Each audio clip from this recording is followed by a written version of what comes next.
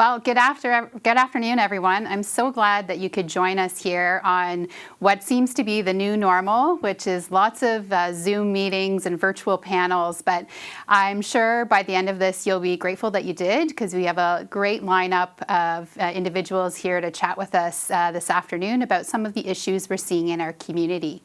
So the format will be a series of questions that I will act as the moderator, I being Kelly Ziegner, the CEO at United Way Elgin Middlesex. I'll ask some questions of our panelists, and then we'll save some time at the end to answer some of your questions. So I encourage you to look for the chat box on your screen, you submit your name, agree to the terms, and then you'll be able to participate by asking some questions of our panelists yourselves. So sit back, enjoy, and hopefully you're able to learn a few things about what's happening in our community and the impacts of the pandemic as we see it. So tonight, I'm excited to bring together experts in our community to share their experiences on the front lines of some of the most critical issues affecting our community during the pandemic. I know that COVID-19 has changed daily life for all of us, but take a moment to imagine what it's like if you've been living paycheck to paycheck or you just lost your job. Or maybe you're lucky enough to have a job but now have to shelter in place and work at home with your abuser. Many people in our community are facing impossible situations like these every day. That's why I'm so pleased to welcome these three experts here to talk with us tonight. A big United Way welcome to Dr. Chris Mackey, the Medical Officer of Health from the Middlesex London Health Unit, Scott Cordis, the Executive Director of the London Intercommunity Health Centre, and Annalise Trudell, the Manager of Education, Training and Research at Inova. Our panelists are going to share what they're seeing from the front lines. They'll share how people are coping or not, and how their organizations are responding to the massive disruption that we're all experiencing. And they'll share the silver lining too, because there are some good things coming out of this crisis, and they'll talk about how they're using the pandemic as an opportunity to do things differently now and maybe forever. So thank you again to each of you for taking the time to join us this evening and for sharing what you're seeing from the front lines. Dr. Mackey, I'd like to start with you. Can you pull way back and paint the big picture for us? How is COVID-19 affecting the overall health of our community? Sure. So, let's step back and look at mortality across the entire province. We have in the range of about 100,000 people who pass away in this province each year. About 10,000 are related to infectious disease causes in a normal year. This year, there will be at least, another 3,000 people who pass related to infectious disease. So huge increase in how that's contributing to mortality across the province. And then you're also seeing all sorts of impacts on health beyond the direct infectious disease related causes. You've seen examples of suicide that have been linked to being ill with COVID. Huge mental health losses with all of the closures we've seen, with people, sheltering in place rather than out and about exercising. There have been all those other health impacts. And then I would actually even take a step back outside of sort of the individual level and look at community. And you asked, the health of our community. Communities thrive when people gather, they share with each other, they, comfort each other and bring each other joy. And that's really being impacted by the pandemic. And you've seen people being afraid to gather in large groups appropriately. But that's, those basic human contacts are just so important for our health. And I think for the health of our community, for our ability to be together in community. And as that erodes, it, I think, has potential long-term impacts for, everything up to and including the health of our democracy. Yeah, it's interesting when you put it that way. I think often we're fixating on, what's that daily case count? And when you paint the broader picture, it really brings the issue to light. What about specific neighborhoods or populations who may have been marginalized before the pandemic even hit? We are hearing in some cases that women, racialized, and urban Indigenous people are disproportionately impacted. What do our local statistics tell us? Well, you're seeing a triple whammy in those marginalized populations. First of all, they're more likely to acquire the illness COVID-19 for any number of reasons, including, more crowded housing, inability to take time off work if they're sick, inability to, afford some of the protections that others can. And then you're seeing a wave of job losses, which, as usual, affects the most marginalized first. And so losing all of the economic benefits that some of the employment would offer.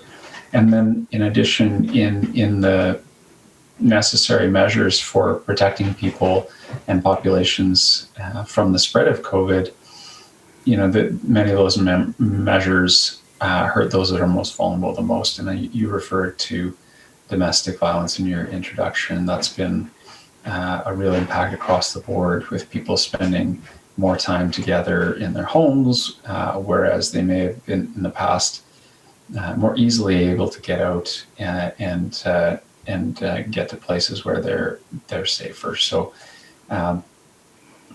the levels of challenge, I think, are really accelerating in some of our marginalized populations. Yeah, thanks for sharing that.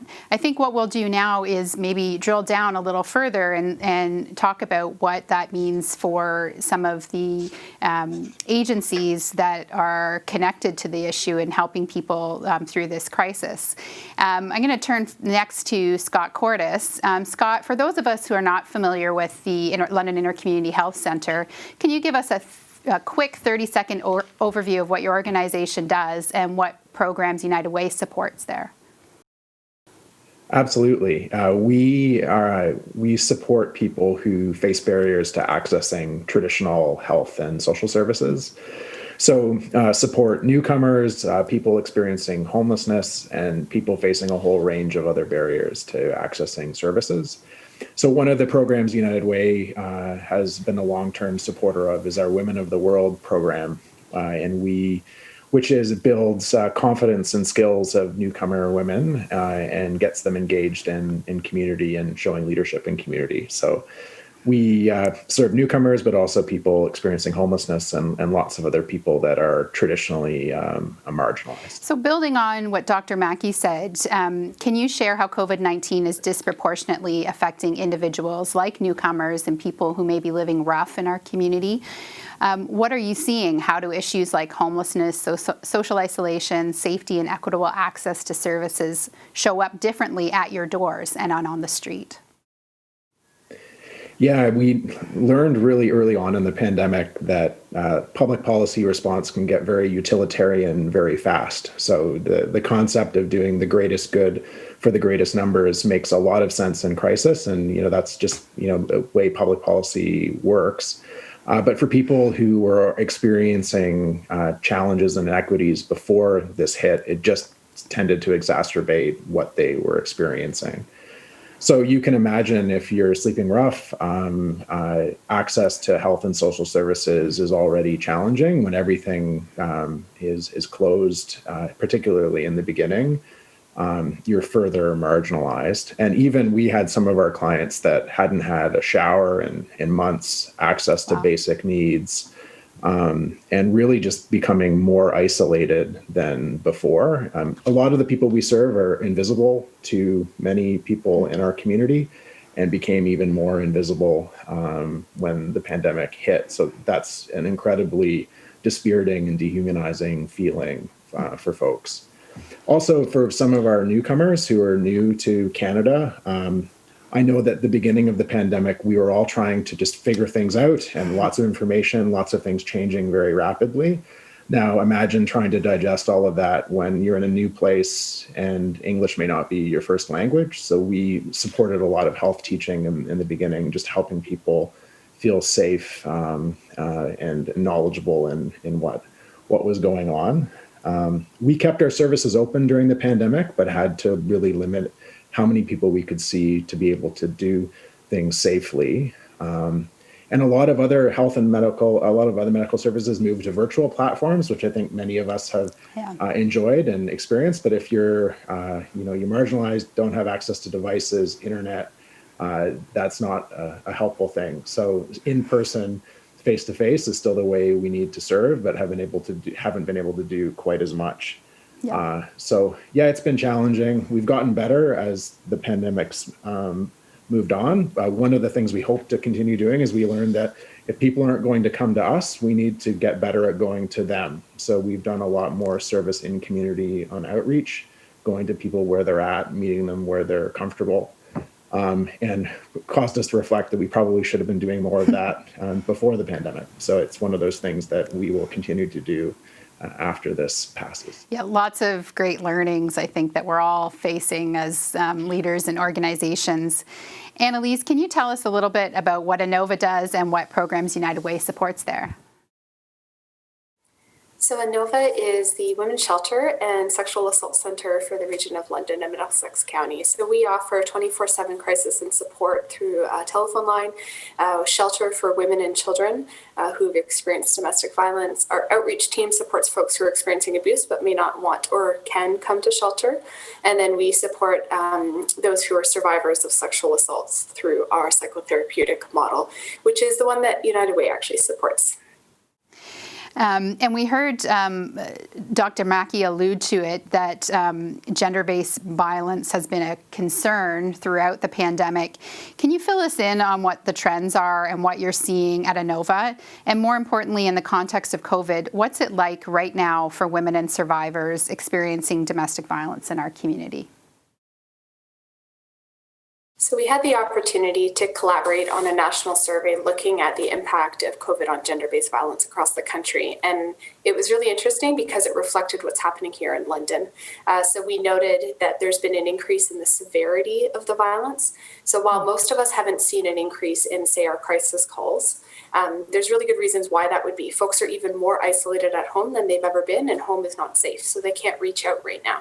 But when they are able to reach out, it's actually at the moment that is the most crisis-based.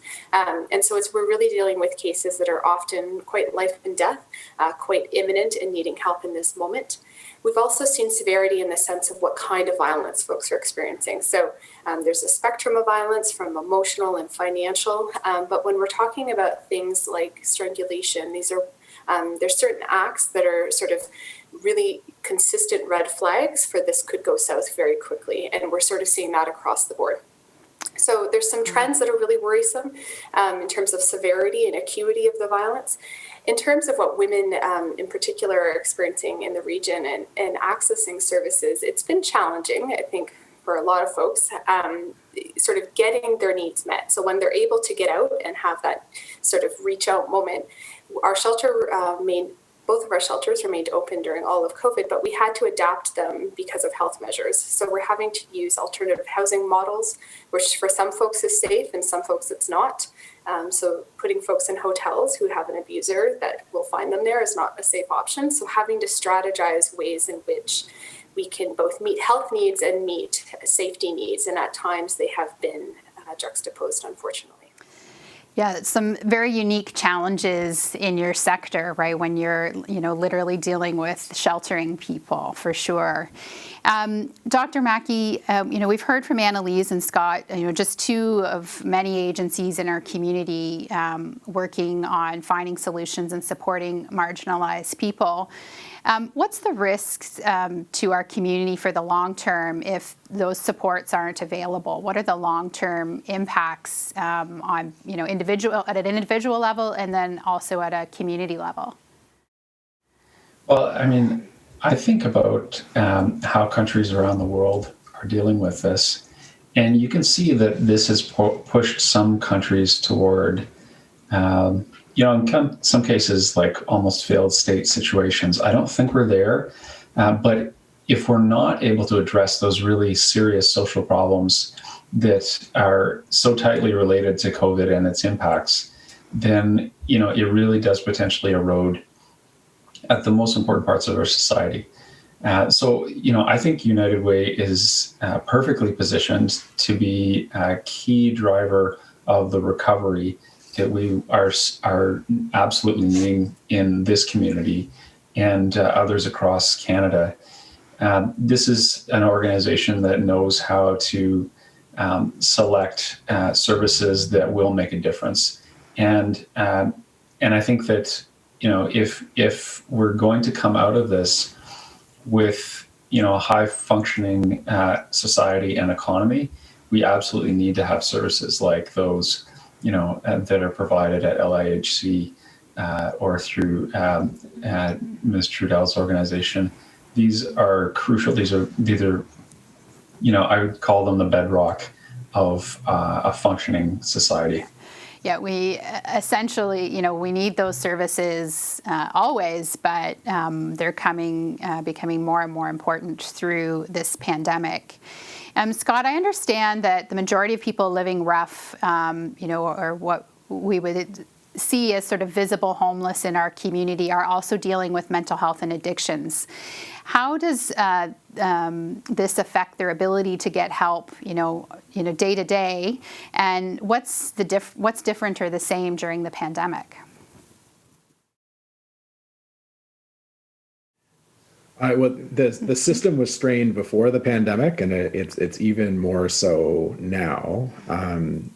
I think the pandemic, one of the challenges for folks sleeping rough is it's always been a challenging life, chaotic life, difficult to set goals, difficult to think beyond the day-to-day.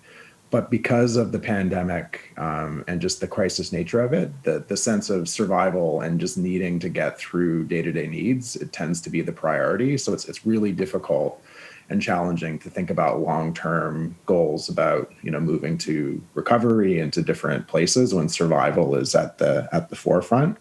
So really the thing that we really need to focus on, and we needed to do this before the pandemic and we need to do it now and after the pandemic, is access to stable, safe and appropriate housing for folks. That is the most important thing for people to begin on a journey towards stability. And I think we've done a really great job during this time of supporting a huge chunk of people who are experiencing homelessness in motels and other places. The city should be commended for the work that they've done. And there still are several hundred people that those options aren't appropriate and aren't serving their needs. So some of our most marginalized folks are still sleeping outside, sleeping rough, and we need to get creative and think of better solutions for them. And I hope that the creativity that we've approached so many other things during this time, we focus our mind and attention on that next, because I'm really concerned for what the winter holds for some of our community members. Yeah, absolutely. Recently, your agency was in the news about your new Safer Supply program. Can you tell me about it, what it is, why it's so important? Yes, well, before the pandemic, we were working on an opioid and overdose crisis, which is maintained during the pandemic as well. Safer Supply really grew out of, it was one of the interventions similar to consumption and treatment services, where we were just tired of seeing our community members die of overdose. So under the leadership of one of our physicians, Dr. Andrea Sereda, started with a small group of our clients prescribing pharmaceutical grade opioids to help them not have to rely on the toxic supply of drugs on the street. So appropriate for the people that are at the highest risk of death. So not a right intervention for everyone, but for people that are at the highest risk of death. And not only doing that, but also wrapping housing, social services supports around people. So we, help save lives, but also stabilize people in housing and wrap all of the things around them that they need to start addressing some of the challenges that led to addiction in the first place. So we've seen really good results for the people that have been in the program, and so much so that Health Canada recognized the importance of the work and has helped us sustain it, and also has put a significant amount of Health Canada research behind it to see what we're doing that's working really well and what are some of the things that can be improved, with the goal of trying to spread the concept across Canada so other communities can support people in the same way. It's interesting to hear of these local sort of innovations that are being piloted here that could, essentially go coast to coast to coast. And Dr. Mackey, this must fit into a broader drugs and addiction strategy in the community. For sure. And what we're learning so much more now about addictions is that there are some addictions where, absolute sobriety is the right way to go. Generally, that's the model for alcohol. There are other addictions where sobriety is actually quite dangerous. And if you look at the opioid problem, for example, you develop tolerance to opioids, you need higher and higher doses. The opposite is also true. If you go to complete sobriety, then a lower dose will be needed to overdose and die. So you often see people who detox in prison come out of prison and then they go back to their previous dose and they die. Wow. So the best practice now is actually to keep people on medications long-term that replace those dangerous street drugs and allow them to live totally normal, functional lives. We're aware of people at essentially every level in society that are now on opioid replacement therapy, just like the type that Scott was talking about a moment ago, and are living completely functional lives, going to work every day, interaction with their family. It's one step. Obviously, there are all sorts of other things that need to happen for somebody's life to really improve. But getting them into a treatment program is often the bridge to all those other things. So you can get their housing more stable. You can get them, potentially into employment or into some kind of program that gives their life meaning. And those are things that are extremely difficult to do when somebody's living the chaotic life that, street drugs bring. Yeah. Thank you for those insights. I think there's lots of myths when it comes to addictions, and so I think your comments and Scott certainly clarify some of those and help to shed new light on issues that maybe not all of us know a lot about. Annalise, just want to talk to you a little bit more about some innovative thinking that's happening in your sector as well. I know Inova recently consulted on a report being released by Changing Ways that recommends a shift away from our traditional models of dealing with shelters and violence against women. Can you expand upon that and let us know what's being explored? Sure. So in 2018, Inova and Changing Ways engaged in a consultation process with lots of organizations in the city, looking at how can we sort of shift the system because it's broken in the sense that we keep sheltering women and kids, but we're not actually stopping the violence. So how can we go sort of further upstream and stop that violence? And it really took a bit of a shift in paradigm for us to think through. Rather than sort of protecting women and kids, is there a way that we can actually shelter men in order to protect women? Is there a way that we can sort of turn our attention towards men and stop that violence? And one of the sort of key findings out of this was that it's not a either or, it's an and. So we're not taking services away from women and children in order to support men. It needs to be in addition to that. And it isn't necessarily one of the recommendations of the report wasn't necessarily just shelter. Men need to be wrapped in sort of supports. But one of the things that we know to be true is that unless you support him, he will likely commit violence again. And so we need to figure out how to better support her by supporting him. Yeah, that's interesting because I talk to a lot of our executive directors of United Way funded programs and services, and whether they're dealing with poverty, mental health issues, often the root cause comes down to connection and social isolation. And I think you're right in providing more wraparound supports and treating sort of whole individuals is really the opportunity for us to create more long-term change in people's lives. At United Way, we believe that we all have a role in creating a safe community where everyone has a fair shot at a good life. Scott, sometimes, we want the helpers feel helpless insofar as people want to help when they encounter someone on the street who's having a tough time or in distress, but they don't know what to do or who to call. What do you recommend? A few things. I think one way that can alleviate some of your helplessness is by supporting United Way and agencies that do the work. We're always consistently under-resourced and trying to do the very best, but it just can't happen without the generosity of community. So please be generous if you feel you're in that place.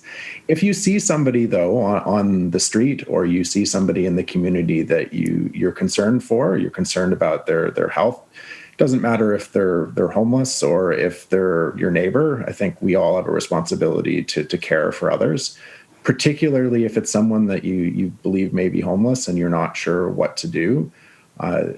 You have a couple of options. One would be, I'd suggest calling London Cares Homeless Response Service, who can respond very quickly to people that are in need. And you can call them. They're a 24/7 service, and you can access them at 519-667-2273. And they have an amazing team that can respond to people in the moment.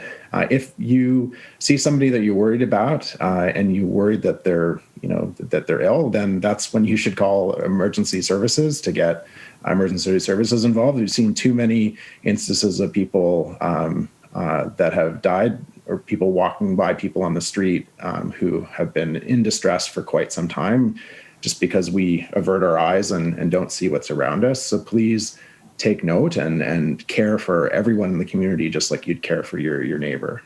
So never be shy in calling emergency services if you're worried about somebody in distress. Thank you for sharing that information about London Cares, because often it might not be an emergency. You're just concerned for someone's well-being. Perhaps they're on your business property or your personal property, but you're concerned for their well-being. Calling London Cares, diverts that away from police and emergency services, so they can deal with other issues. So we'll make sure that when we do our follow-up from this call, that we provide that information out to the audience as well. Annalise, switching gears, when it comes to keeping women safe, what do we do if we're concerned about a coworker or someone on our staff team, or maybe a friend or neighbor? What are the signs we should be looking out for, questions to ask, and more important, how do we help? I think it's important to know, first off, that you do know somebody. So statistically, 1 in 2 Canadian women will experience violence or abuse in the course of her life. And at the beginning of the pandemic, Stats Canada did a one-off survey that showed that 1 in 10 women at that moment in time across Canada were afraid in their own homes right now because of violence. And so you do know somebody. It just might not look like what the stereotypes are. So it is quite rare that it is physical necessarily. And I think with the sort of social distancing and social isolation out of that, some of the cues that we would have looked for beforehand. So somebody really kind of pulling back socially, you hearing from her less, you may be noticing a dynamic between her and her partner while you're socializing together. You might not have those opportunities to see some of those sort of flags and those cues. So one of the things I would recommend is just sort of have a community of care. Reach out to folks, check in how they're doing. How's your home life? How is your partner taking the recommendations right now? How are you and your kiddos doing? And if I can be so bold as sort of to give you a few don'ts and a few do's as you go about navigating those conversations and what might come up out of them. So really it's important, whatever they do say to you, to not demonize the partner. So it could be pretty atrocious. It could be sort of really ridiculous behavior that you think she just needs to leave now. But the instant that you go into demonizing him, she'll probably defensively shut down. And so she'll have lost that conduit to support through you. So hold that part in, don't demonize, and don't encourage them to leave. Leaving is one of the sort of riskiest moments in a relationship. And in terms of service provisioning, that's when we wrap the most amount of care around her. We do the most amount of safety planning and risk assessment. And so if you think she might be ready for that, please refer her over to our crisis and support line. It's 24/7. The number is 519-642-3000. And we'll go through a really intensive planning process. But don't push that option on her, because that is a really risky moment in time. So some do's: reach out often, be that community of care around the folks that you know. Ask how their partner is managing health recommendations or just everything going on in life right now. And sort of the key one for me is name what you're saying, or name what you're seeing. So if she's telling you, I'm just starting to feel sort of afraid of him, and I'm just starting to try to avoid the rooms he's in, and say, wow, it sounds like you're afraid.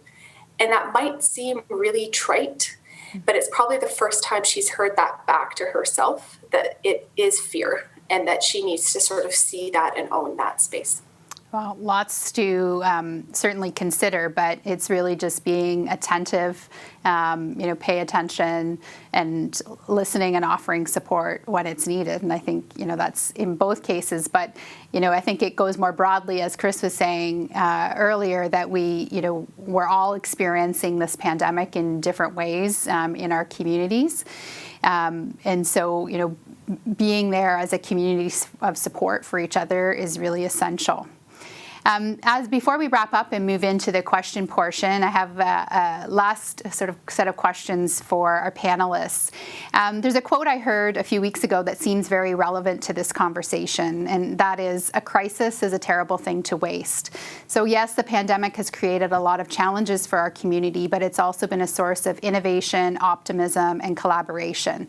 As we find the new normal, what's something that you've learned that you're going to keep doing, and what makes you hopeful for our community moving forward? So I'll start with you, Dr. Mackey. Great question, Kelly. So, I think, like many of us, I learned how to prioritize. This was a time of incredible demands personally and professionally, and it just became so important to spend time with family, to focus on my children, making sure that they have what they need to be well, and saw that in so many other people across the community as well.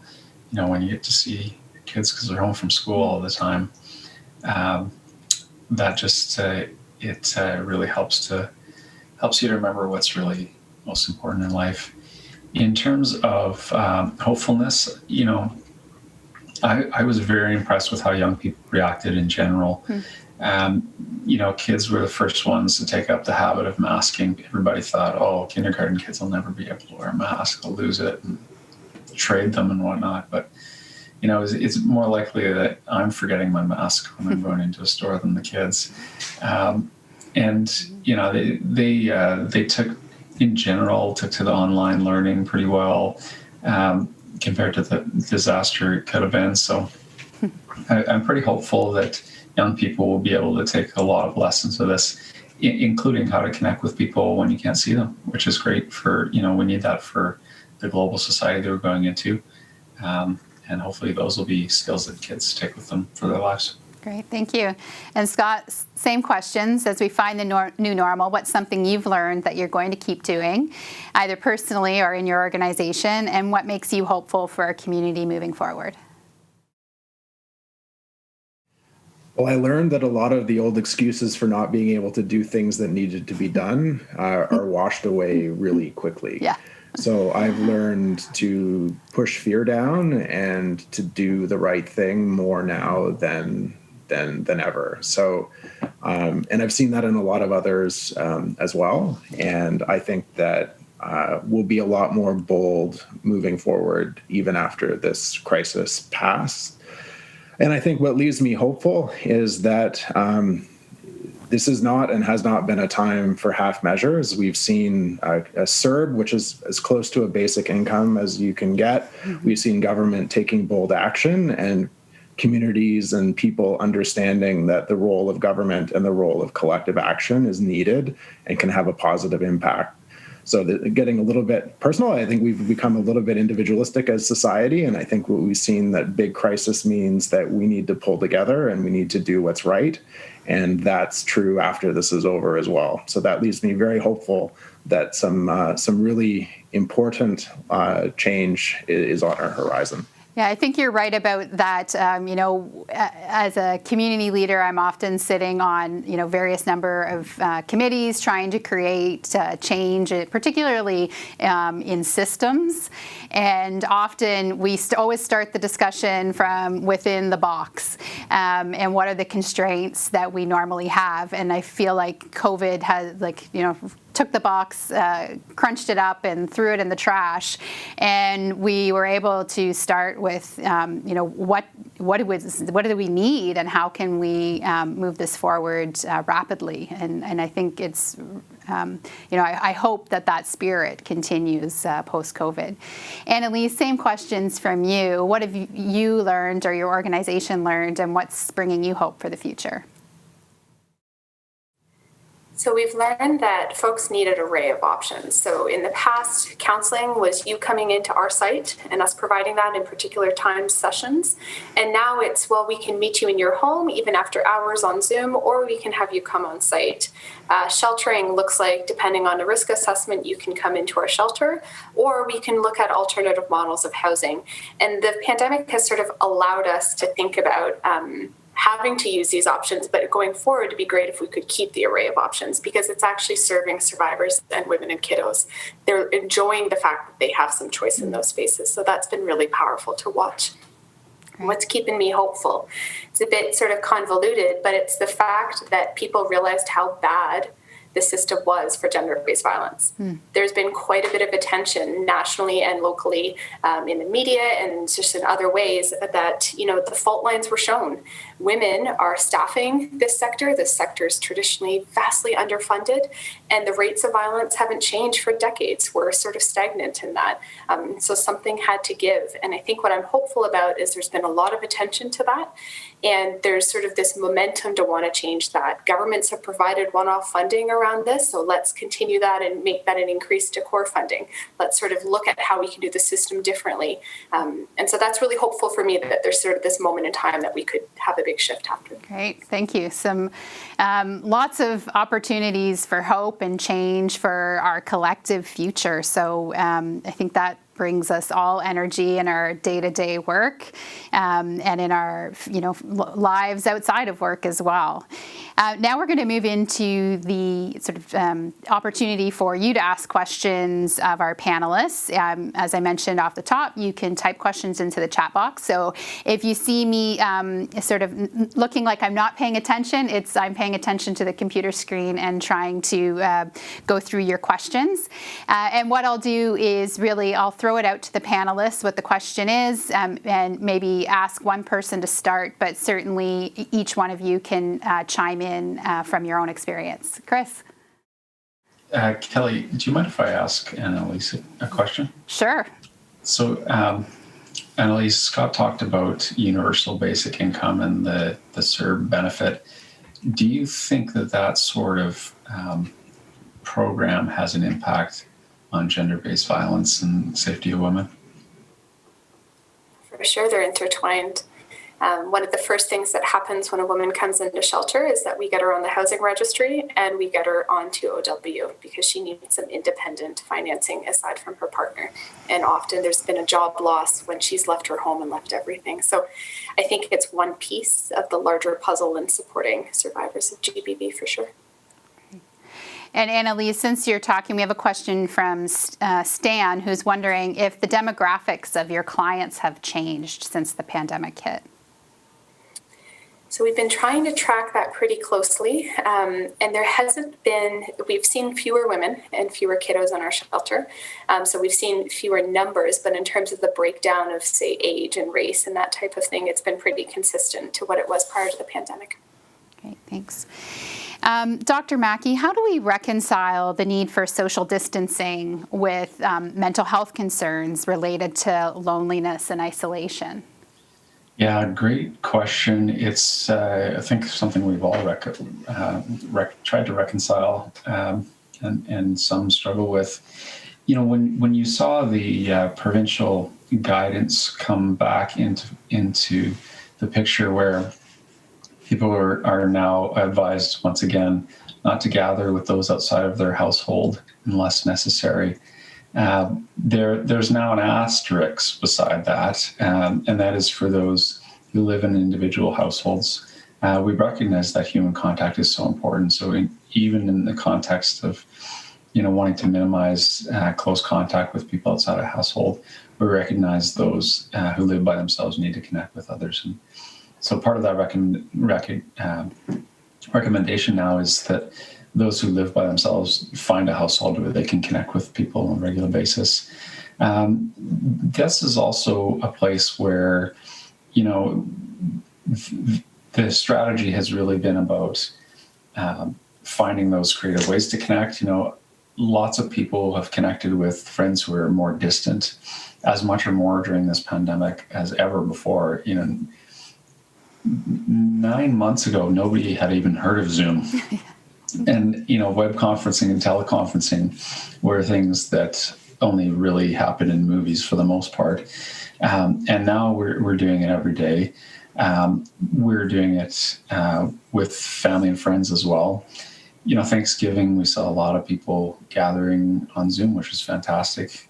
Staying connected with family, again, sometimes far-flung family, without putting, their older relatives at risk.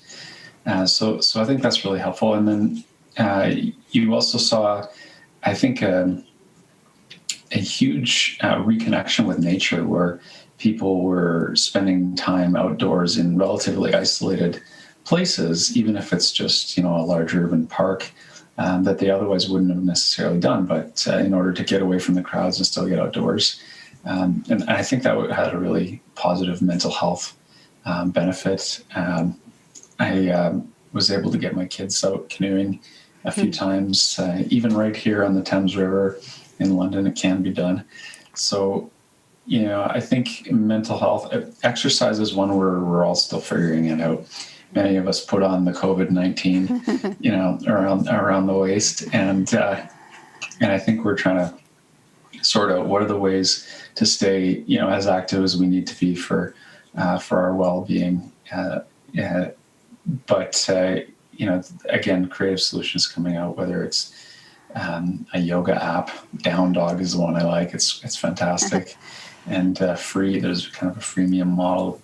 7-minute workout is another one if you're interested in like body weight exercises that are a little bit more high intensity.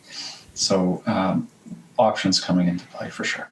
And Scott or Annalise, anything to add in terms of mental health and what you're seeing in your own lives and agencies?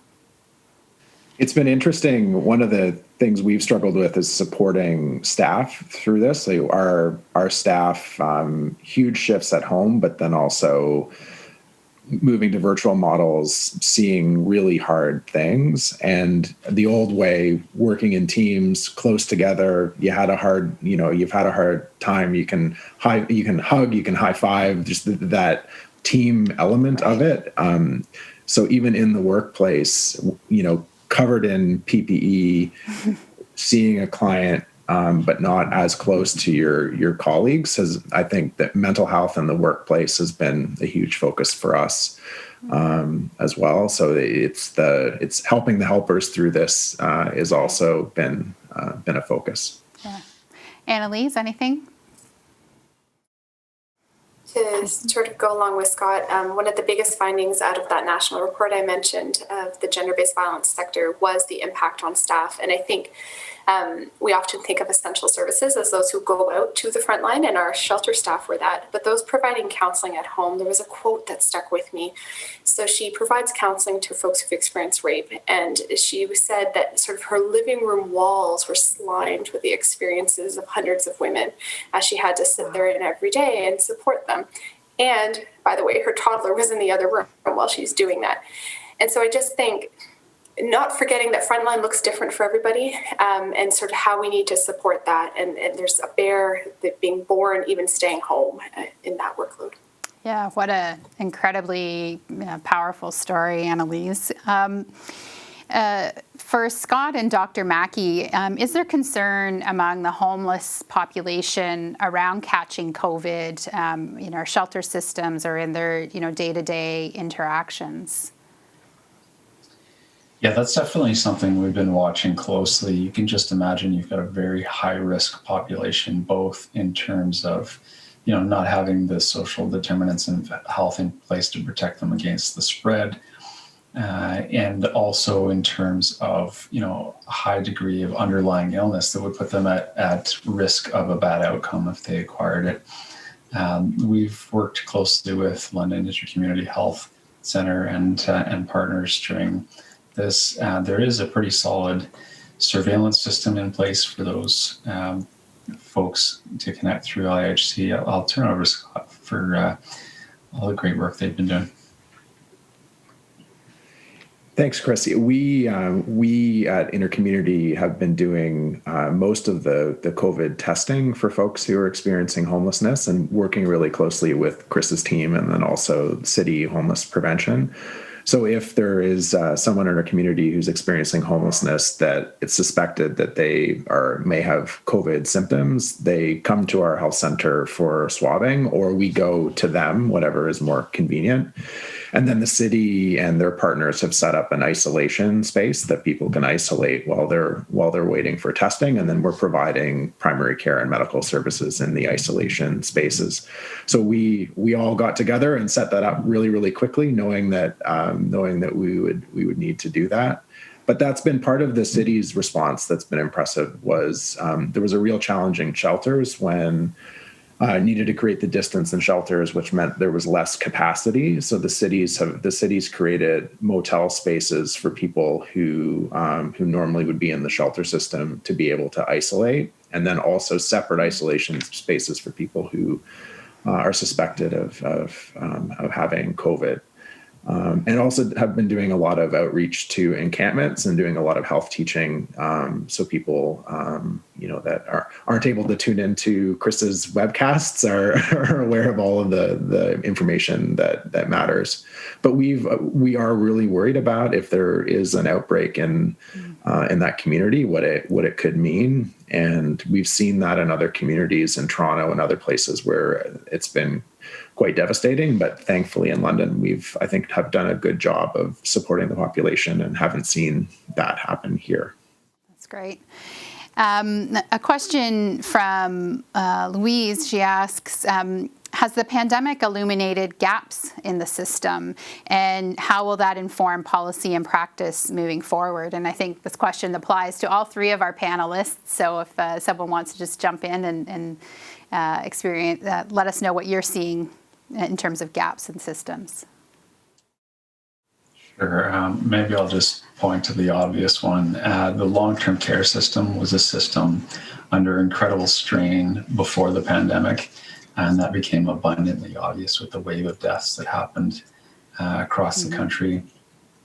We were relatively spared here in London and Middlesex, but certainly worked with partners to fill some of those, staffing and other gaps that became glaringly obvious. I think that from a healthcare perspective, that was the biggest one. Hospitals fared fairly well through the first wave and are doing all right, at least in this area so far. Great. What about for you, Annalise? I mean, as I mentioned earlier, the reality is our rates of domestic violence and sexual violence haven't changed in decades. And so we are failing women in Canada. 1 in 2 continue to experience it. And our system, based on that national report, some agencies, 20 to 30% of their budget line has to be covered by fundraised dollars every year. And yet during the pandemic, they were deemed an essential service and we had to keep those doors open and we wanted to. But when we think about it's such a prevalent issue and it's so precariously funded in a lot of ways, it's sort of always just teetering on that brink. And so I think that fault line was shown, the fault line that is also staffed predominantly by women. And women sort of are underpaid in that sector and also bear that sort of brunt more broadly in terms of it being a frontline service. And that's true across other sectors. So women are the frontline in many of our healthcare sectors that are bearing that brunt. Women are the frontline in terms of childcare. And so looking at this through a gendered lens, I think touches upon lots of other policy issues as well. I think it's illuminated gaps that have always existed. They've just are a lot more prevalent now. And the group or the folks that I really worry the most about are people who are experiencing homelessness that just due to complexity, mental health, that traditional shelter, housing, and supports aren't right for them. So in London, that's about 200 or 300 folks. Those are the people you've read about in the Free Press that are in encampments down by the river. That we just don't have a good solution for those folks yet, and we need one. We need one urgently. And the other thing that I worry about as a gap sort of long term is just at least in primary care, I worry we've been very focused on meeting the most urgent needs and most urgent cases face to face. But some of the bread and butter of primary care is preventative health and getting ahead of things before they become urgent. And I worry that we've done less and less of that sort of preventative health.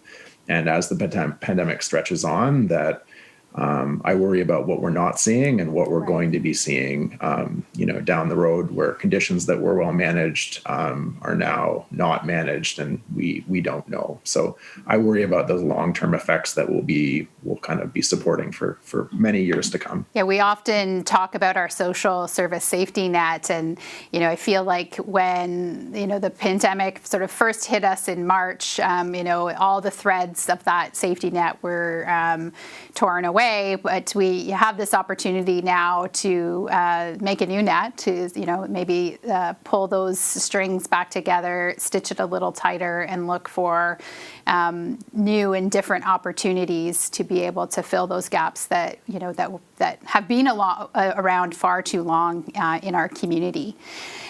One last question that was here, and I think it's actually directed to me, so I'll answer, is considering how COVID-19 has affected our lives this year, what priorities or criteria should the allocations volunteers keep in mind when distributing campaign dollars? So as most of you would be aware, we have lots of great volunteers at United Way. We have our campaign cabinet who are out right now fundraising for those much needed dollars, but then we also have volunteers that work on our allocations committees. And so they will have the very, very difficult job of looking at the breadth of all of these issues in our community and deciding, where those dollars go and how they get prioritized. I think we heard a little bit today about some of the gaps that we're seeing in our communities. I think some of the focus will be around, certainly poverty and the root causes of poverty. We see how it shows up in our agencies right now in terms of food security, for example, through funds raised through our COVID relief fund. We distributed about 30,000 meals in our community just during the pandemic. And so access to basic needs continues to be a really high priority for our community, as well as this explosion in the need for mental health supports in our community. We know that our healthcare system just is not equipped right now to be able to handle that surge in demand. So, community agencies that are providing those supports and those preventative measures, I think, will be increasingly important going forward. And I think we are at the end of our questions, so we're right about on time, and we'll have a few concluding remarks as we wrap up. So in times of crisis, Mr. Rogers says to look for the helpers, and I'm so grateful that our community has no shortage of helpers at this critical time. Helpers like our three panelists, so thank you, Dr. Mackey, Scott Cordes, and Annalise Trudell, for giving us some of your time today, when I know your time is at an all-time shortage, probably based on the demands that you're facing in your own lives and agencies. Thank you for doing so much to ensure that people are not getting pushed further into the margins during the pandemic. We have helpers like the staff and volunteers at those frontline social service agencies and health agencies who show up day in and day out to support our community. And if you know one of those people clearly, as Scott and Annalise so clearly articulated, those helpers need help right now. They're seeing tough things in the everyday work, and then have to go home to their own families. So, reach out to people if you know folks that are frontline workers or frontline social service workers. And helpers like you, our do-gooders, our friends, our United Way donors who have joined us in our vision of building a community where everyone matters. Thank you for tuning in, for showing your local love, and continuing to give at a time when our community needs us most. Thanks, and have a good night.